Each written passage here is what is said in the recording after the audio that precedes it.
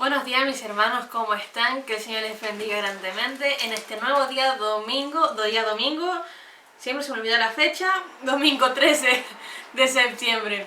Esperamos que haya tenido una buena semana y obviamente hoy día es domingo, tenemos las 11 de la mañana y tenemos nuestra escuela dominical. Iba a decir escuela bíblica. Así que eso. Usted sabe que estamos viendo la temática de las 7 iglesias y el día de hoy estamos terminando con la iglesia Laodicea.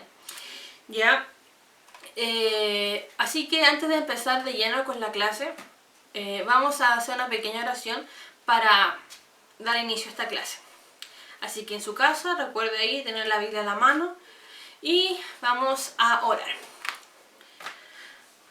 Amado Padre Celestial, Señor, a ti damos toda la gloria, la honra, porque solamente tú la mereces.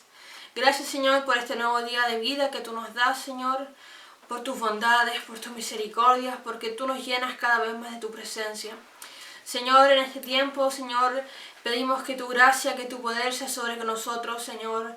Que tú uses mi vida, Padre amado, para darle esta palabra, este pensamiento, Señor, sobre este estudio, sobre esta iglesia, Señor. Sé tú tocando nuestros corazones, Señor, y ayudándonos, Padre amado, Señor, a entender lo que tú quieres que mejoremos, Padre amado, Señor. Bendice a mis hermanos que están escuchando, ayúdanos en todo lo que hagamos, Señor, y Señor, todo es para tu gloria, para tu honra y para tu alabanza. En el nombre de Cristo Jesús.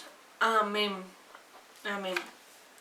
Bueno, mis hermanos, así que vamos a Apocalipsis, capítulo número 3, versículo 14.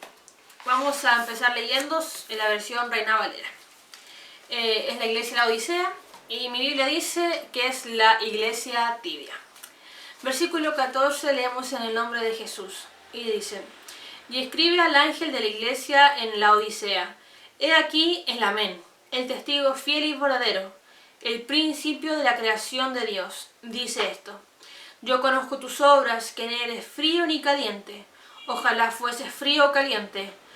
Pero por cuanto eres tibio y no eres frío ni caliente, te vomitaré de mi boca. Porque tú dices: Yo soy rico y me he enriquecido y de ninguna cosa tengo necesidad. Y no sabes que tú eres un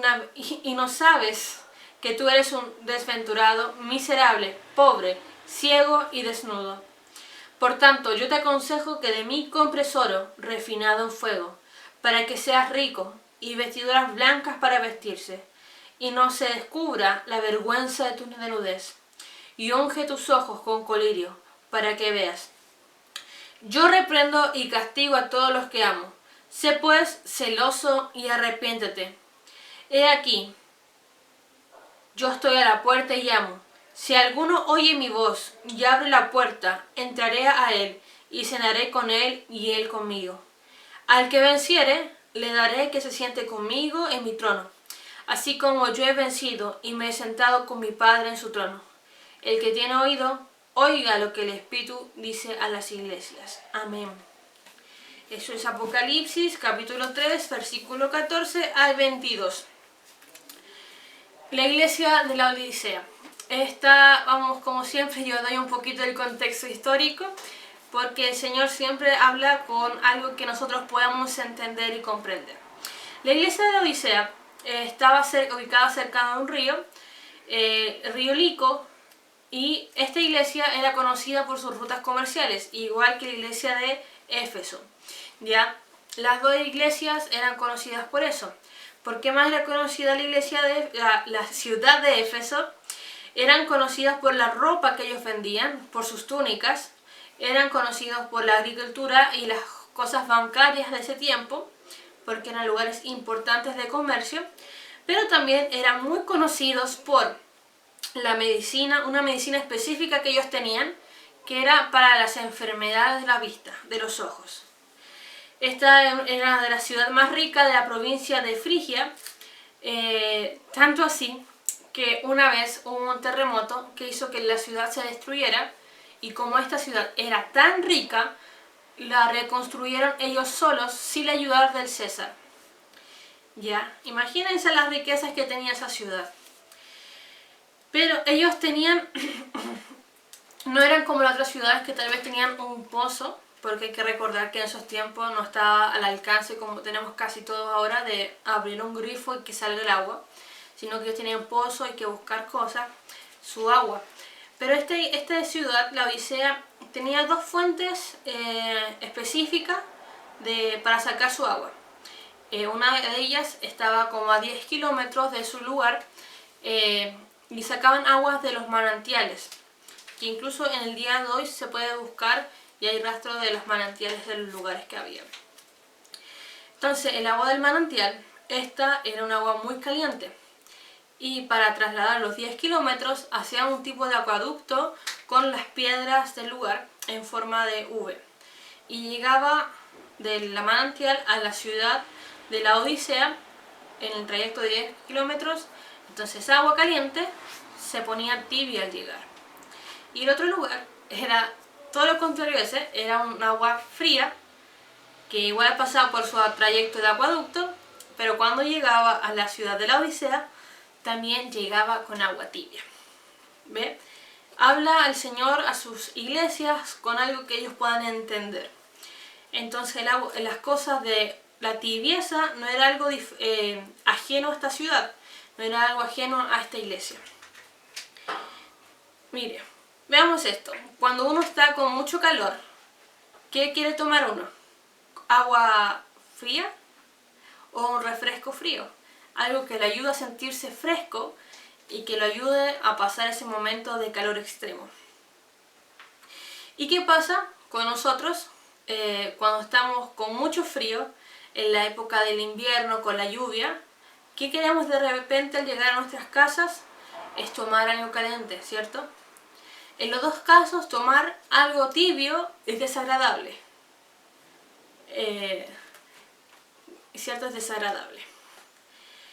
Entonces, hay que una pequeña cosa más.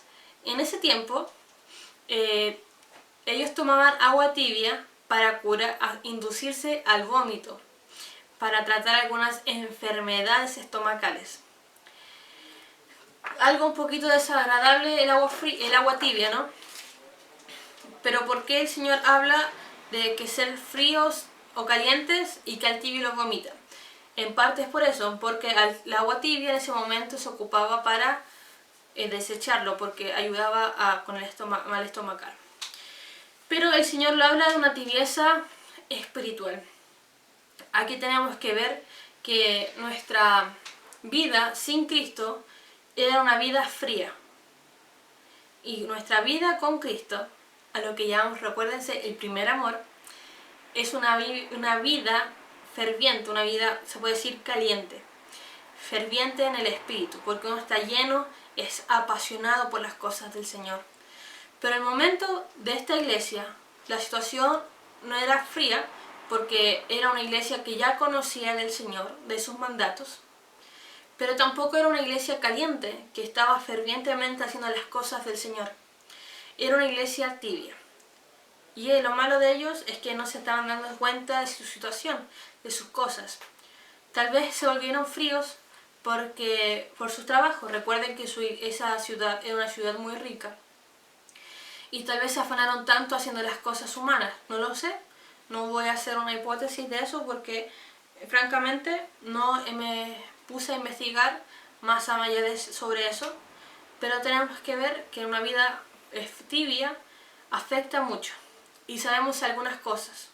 Tal vez era una iglesia que unas personas que iban a su iglesia de vez en cuando. Tal vez eran gente que a veces estaban orando y otras veces perdían su tiempo. Que no eran muy buenos ni muy malos, pero nadie lo acusaba de ser muy espirituales. No se daban cuenta, la persona tibia no se da cuenta de su necesidad de Dios. Es una persona tibia, no tiene hambre. Si no tiene hambre, no tiene hambre ni sed de justicia del Señor. Una persona ferviente por el Señor anhela y desea cumplir la voluntad del Señor y buscar lo que Él busca. Una persona tibia confía más en sí mismo que en lo que el Espíritu Santo puede ayudar. ¿Se acuerdan? Esto me hizo recordar un poquito a Pedro cuando Jesús le dice que lo va a negar. Y dijo, no, Señor, aunque todos te nieguen, yo no lo voy a hacer. Porque él confiaba más en su persona, en sí mismo, que en lo que le estaba diciendo el Señor. Y dijo, Pedro, antes de cantar el gallo tú me habrás negado 3 veces ya. Pero eso fue Pedro antes de recibir el Espíritu Santo. ¿Ya? La mentalidad de creyente tibio es algo nefasto. Tal vez lo puedo decir yo en este momento, pero yo creo que en algún momento todos hemos pasado por estas situaciones de la 7 iglesia. Luego les diré por qué. Pero lamentablemente a lo largo de la vida, en general de todas las personas, pero la vida del creyente tibio es una piedra de tropiezo para la gente inconversa, para lo nuevo. ¿Usted no ha escuchado alguna vez, no, yo no quiero ir a la iglesia porque yo una vez fui y me pasó esto y esto y lo otro? Hay mucha gente que no quiere entrar a una iglesia, ¿por qué? Porque una persona tibia hizo un mal comentario o no mostró verdaderamente cómo es la vida de un cristiano o cómo debe ser de ejemplo un cristiano.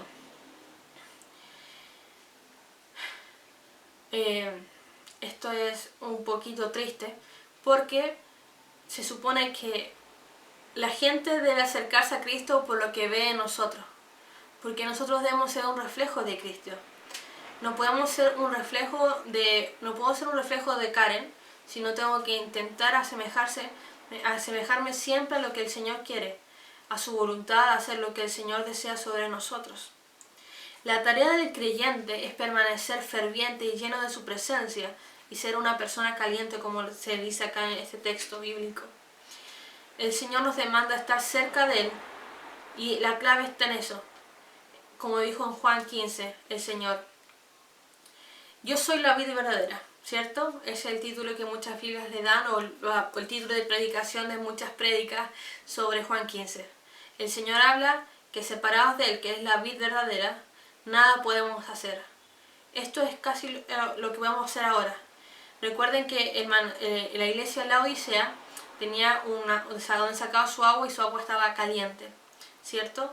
Y el Señor le dice, ojalá sean calientes o fríos como las dos fuentes de agua que tenían en ese momento. Y a nosotros nos está diciendo lo mismo, que estemos cerca de Él para mantenernos fervientes. Eso es lo más importante que tenemos que hacernos en nuestra vida. Ese es mantenernos firmes. Por ahí lo dijeron también, aviva el fuego en tu vida. Así es. Tenemos que estar siempre cerca del Señor, cerca de su presencia, estar llenos de su presencia para poder hacerlo. La iglesia de la Odisea se decía ser una persona rica, pero el Señor les dice que no lo son. En Apocalipsis 3:17 dice, porque tú dices, yo soy rico y me he enriquecido, y ninguna cosa tengo necesidad. Eso es porque, como le dijimos anteriormente, el contexto era una ciudad muy rica, era una ciudad que tenía tanta riqueza que aunque se destruyó por un terremoto, es una ciudad que se reconstruyó a ella misma sin pedirle ayuda a lo que ahora sería el gobierno o alguien más, ¿ya? Pero aquí el Señor nos muestra la realidad, porque nosotros podemos vernos de una forma, pero lo importante es vernos como el Señor nos ve. Le dice a la iglesia, ¿y no te das cuenta tú que eres un desaventurado, miserable, pobre, ciego y desnudo?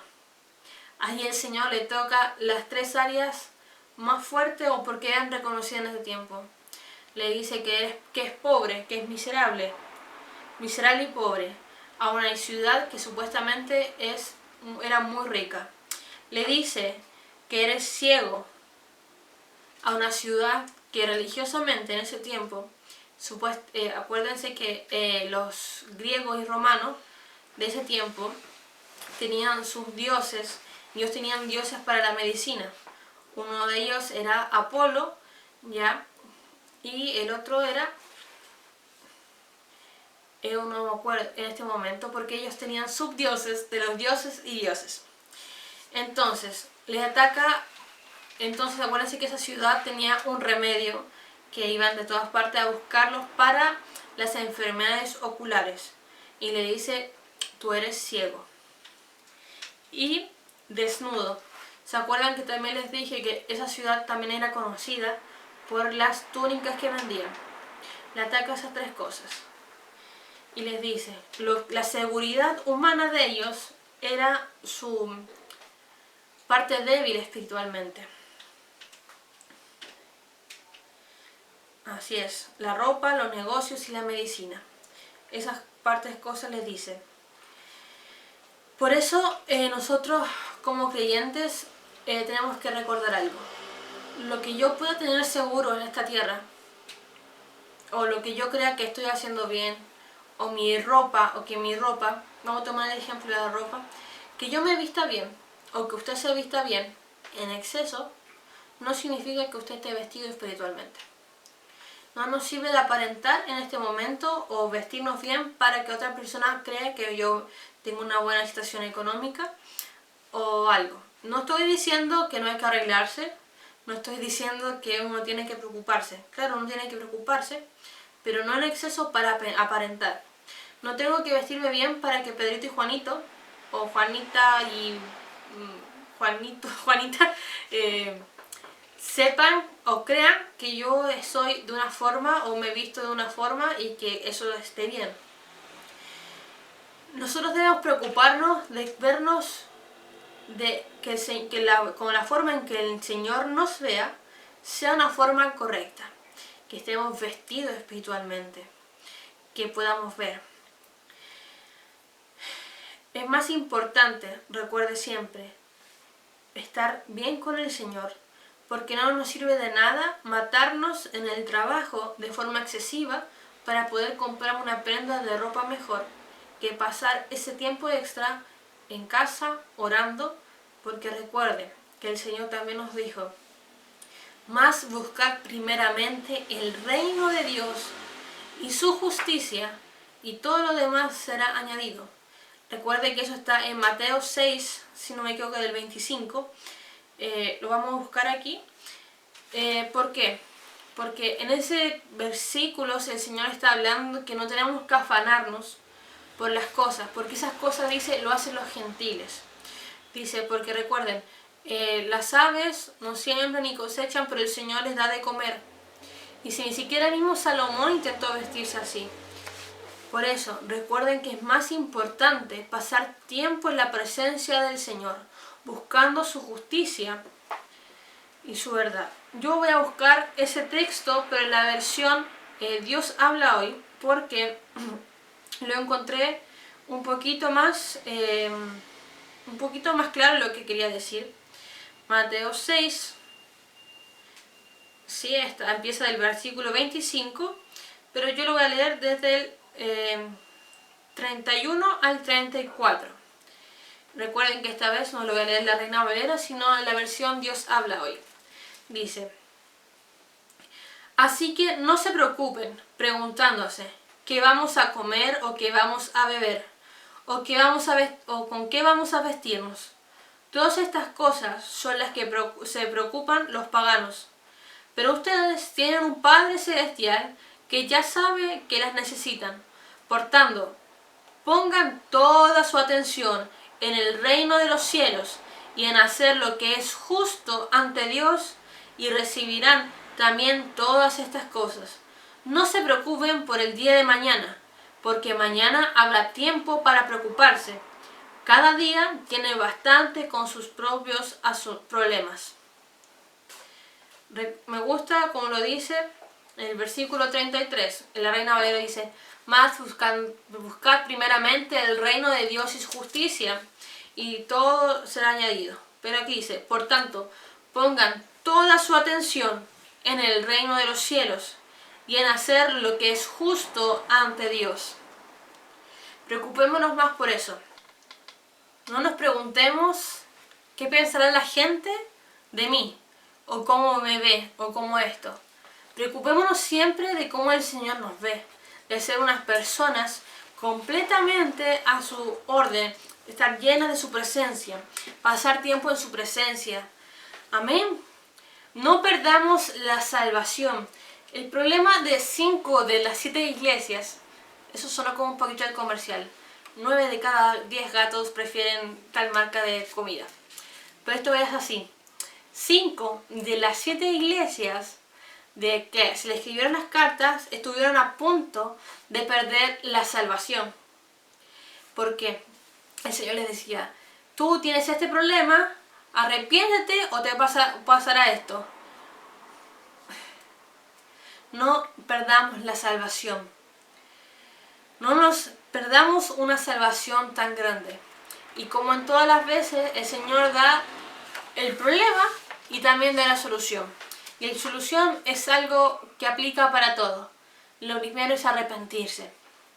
Apocalipsis 3:19 dice, yo reprendo y castigo a los que amo, sé pues celoso y arrepiéntete. Hay veces que la gente cree que el amor no puede estar con la disciplina y la corrección. Totalmente equivocado. El amor hacia algo o hacia alguien provoca la corrección y la disciplina. La falta de amor la falta de disciplina es clara señal de que hay falta de amor. Si no me equivoco, en Proverbios 3:12, vamos a ver ahí lo que dice la Biblia. Todo es Biblia. Y lo que dicen sus salmos y sus proverbios. Proverbios, libro de la ensalada. 3:12. Dice, porque el Señor al que ama castiga, como al padre, al hijo que quiere. Otras versiones dicen que el padre que ama corrige, ¿no, Nico? La falta de disciplina es falta de carácter de un padre. En casa, siempre que cometíamos algo que no debía hacer, siempre ha habido corrección, siempre ha habido disciplina. Tal vez al momento a uno no le gusta, porque a quien le gusta corregirse en lo que está equivocado. Pero sin corrección uno no puede avanzar. Uno, cuando planta un árbol, esto lo he visto de mi familia, a mi familia le encantan los árboles y plantar cosas.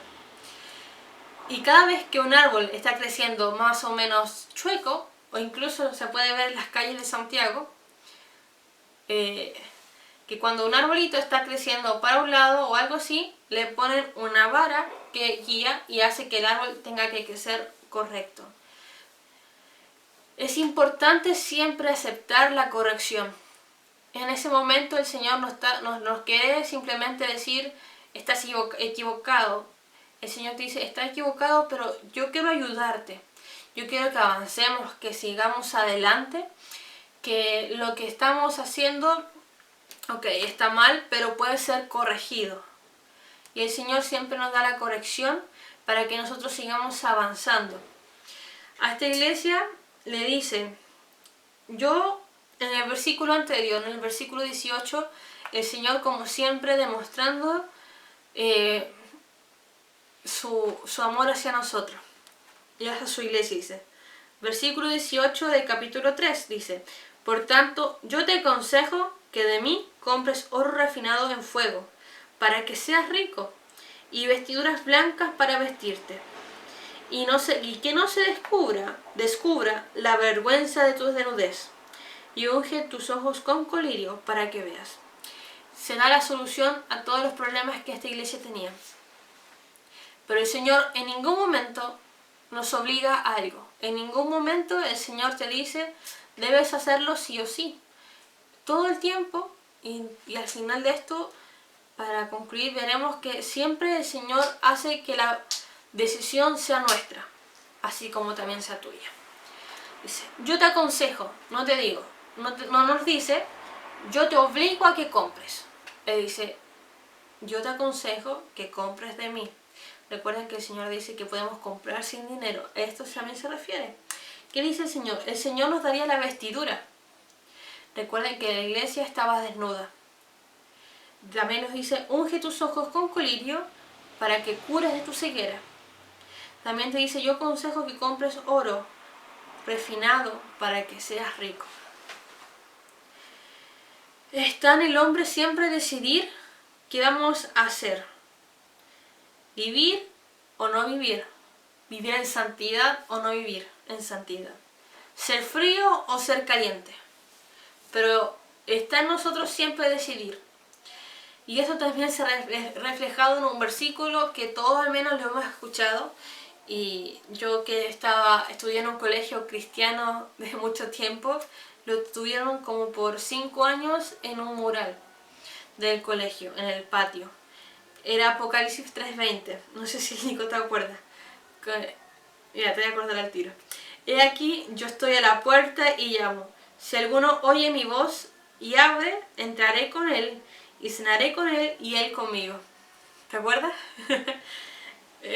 Ahora el Nico va a estar callado, no como la otra vez. Estaba pintado en la parte central como del patio y tengo que aceptarlo. Yo en ese momento, uno de tanta costumbre de verlo todos los días, no lo detallé mucho, pero al estar estudiando esto encontré que un pintor famoso que se llamaba Holman Hunt, hizo una pintura que se llama Jesús llamando a la puerta. Obviamente la primera pintura de él es un poco antigua y no tenía no estaba tan animado como para unos niños, pero se podía ver a Jesús tocando la puerta. Y como uno dice, es una puerta, no le presté mucha atención, y yo creo que usted tampoco, pero esa obra no tiene un cerrojo o un picaporte por la parte de afuera. Simplemente se ve a Jesús tocando una puerta. Si uno va a buscar la pintura original, no tiene un picaporte o un cerrojo por fuera. Entonces se dice que una persona fue a decirle esto al pintor, al señor Hunt, que cómo era posible que su obra tuviera un error tan grande. Y este pintor le dijo, no es un error, porque el único picaporte está por dentro. Está en la persona decidir si abre o no la puerta. Y el llamado que el Señor da, dice, aquí estoy yo a la puerta y llamo. Esto le está diciendo a toda la iglesia. Si alguno oye mi voz, recuerde que la iglesia, es uno, pero está completo y lleno de individuos personales. Y aquí la iglesia no le habla a toda la iglesia, si está de acuerdo o no está de acuerdo. Le habla a la iglesia, sí, pero a las personas individuales. Le dice, si ustedes escuchan mi voz y me abren, yo entraré. Pero si ustedes no me abren, no lo haré. Como dicen por ahí, el Señor es todo un caballero. Y está en nosotros decidir. Está en nosotros decidir si decidimos al Señor Jesucristo como nuestro Señor y Salvador o si no lo hacemos. Como uno decide qué comer, cuánto dormir. Esas son cosas que mayormente las tenemos que hacer solos en muchos momentos. De esa misma forma nosotros tenemos que decidir abrir o no abrir. Y el versículo 21 sigue. Al que venciere, le daré que se siente conmigo en mi trono, así como yo he vencido y me he sentado con mi Padre en su trono. El versículo 22, el que tiene oído, oiga lo que el Espíritu dice a las iglesias. Es algo que yo he repetido desde, creo que la primera clase que se dio, en que aquí en Apocalipsis se habla muchas veces del que venciere. Recuerde, nosotros tenemos que ser del equipo vencedor y no del vencido. Las 7 iglesias se habla mucho tiene como 3 partes. Se le habla a todas las iglesias como de un elogio, de una crítica, de una instrucción y de una promesa. Y así que vamos a hacer un pequeño resumen de las clases, porque la iglesia de la Odisea creo que la hemos entendido. Está en nosotros decidir ser frío o ser caliente. En nosotros está la decisión. Y el Señor nos dio la solución de cómo mantenernos fervientes en Él, de ser personas calientes, fervientes de su presencia. Recuerden, las personas tibias, el Señor las rechaza completamente. La iglesia de Éfeso fue la primera iglesia y su elogio era que rechaza el mal, que persevera y que es paciente. La crítica, su amor por Cristo no es ferviente, ya no era su primer amor. La instrucción obra como lo hacías al principio, vuelve a lo que el Señor, a como fuiste al principio. Su promesa, el árbol de vida. La iglesia de Esmira, que fue la segunda, no temas padecer la persecución, no tuvo crítica, y la instrucción, sé fiel hasta la muerte, su promesa, la corona de vida.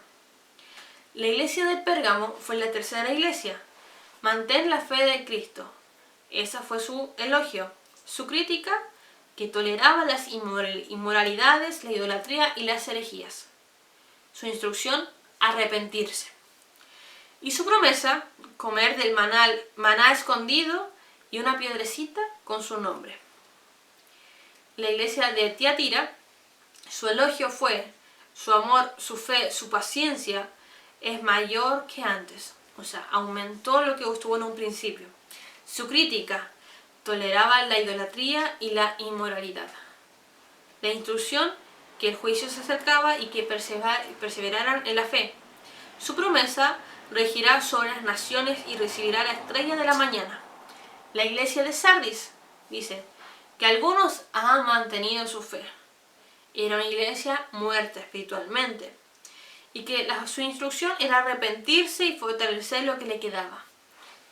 Su promesa era ser fieles y tener un vestido blanco.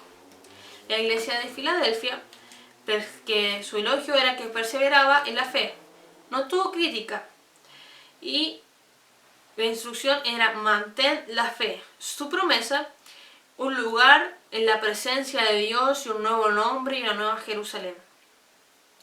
La iglesia de Odisea, que hemos visto el día de hoy, a diferencia del resto, no tuvo ningún elogio. Su crítica, que era una persona indiferente. ¿Se acuerdan? Esto es lo que acabamos de ver. Su instrucción, sé celoso y arrepiéntete. Su promesa era compartir el trono de Dios. ¿Se acuerdan que al principio les dije que la importancia de las iglesias por sus promesas? Porque gran parte de sus promesas son las promesas, lo que más rato estaremos viendo en todo el Apocalipsis. Nosotros tenemos que entender que en las 7 iglesias hay corrientes teológicas que piensan que era simplemente para las iglesias de ese tiempo. Otra corriente teológica piensa que estas se han repetido a lo largo del tiempo, pero lo que yo veo es que la palabra del Señor es viva y es presente, es viva en el ayer, en el hoy y en el futuro. Yo sé, porque me he sentido reflejada en algunas de estas iglesias a lo largo del tiempo, sé que son partes y momentos que la iglesia puede vivir o las personas, sus hijos, pueden vivir. Por eso es importante entender y conocer estas 7 iglesias para que en el futuro, cuando estemos pasando por momentos de dificultad o lo que sea, poder volver a leer esto. Recuerde las promesas que tiene el libro de Apocalipsis. Lea. El Señor siempre nos da la solución. Y nosotros tenemos que vivir conforme a su palabra. Tome lo bueno de las iglesias, de estas 7 iglesias, rechace lo malo, pero viva lo bueno, haga lo bueno de estas iglesias suyo. Seamos como la iglesia de Tiatira, que su amor, su paciencia, su fe fue aumentando. Tomemos la fuerza, ser valientes como esas iglesias que fueron perseguidas. Tomemos lo bueno de estas iglesias y hagámoslo parte de nuestras vidas. Y lo malo de esta iglesia, no lleguemos y lo olvidemos, ok, tengámoslo presente para que nosotros no cometamos esos errores. Nosotros tenemos que ser buenos hijos, tenemos que ser unos buenos siervos, tomar lo bueno, dejar lo malo, aprender de esas cosas y seguir avanzando para ser del equipo vencedor. Esta es una carrera larga, que a veces es difícil, pero la idea de esta carrera, que es el Evangelio, seguir sus promesas, seguir el camino del Señor, no se trata simplemente de quién llega primero. Este tiempo es de llegar y de llegar bien. Lleguemos y venzamos para que podamos cumplir con las promesas que el Señor tiene con nuestras vidas. Hemos estado un poquito de tiempo, yo lo siento corto, aquí con el Nico, apoyándome. Mis hermanos, es importante, como he dicho y lo he repetido un poco, pero es importante. Tomemos lo bueno de esta iglesia, hagámoslos partícipes de nuestras vidas y tomemos las instrucciones del Señor para que seamos vencedores. Eso es lo importante. Y prontamente, la próxima semana tendríamos que ver el capítulo 4, que es sobre la adoración celestial. Ahí lo estaremos viendo. Y mi hermano, yo quiero que usted quede con esto. Yo sé que algunos no van a ver estas clases porque les interesa más el tema de los jinetes, de las copas, de las trompetas, de los sellos. Pero toda la escritura es inspirada por Dios, toda la escritura es inspirada por Dios y es útil para nuestras vidas. Y esto, mi hermano, es la clase del día de hoy. Así que pasa esto siempre, pero nos veremos más ratito en el culto de las 1. Y también en el culto, recuerden, tenemos 2 cultos el día de hoy, el culto de la mañana y el culto de la tarde. Los cultos usted ya se lo sabe. Y este es el tiempo que nos toca despedirnos, es el tiempo de escudriñar la palabra de Dios y ahí vamos a estar avanzando. Bueno, mis hermanos, que el Señor les rebendiga. Me acordé de mi tía Mani. Que el Señor te rebendiga, que te guarde y nos vemos más ratito. Muchas bendiciones, muchos abrazos y ahí lo estaré leyendo los comentarios que ustedes dejen y estas cositas. Y así que, hermano Nico, ¿estamos listos para terminar esta transmisión? ¿Sí? Chao.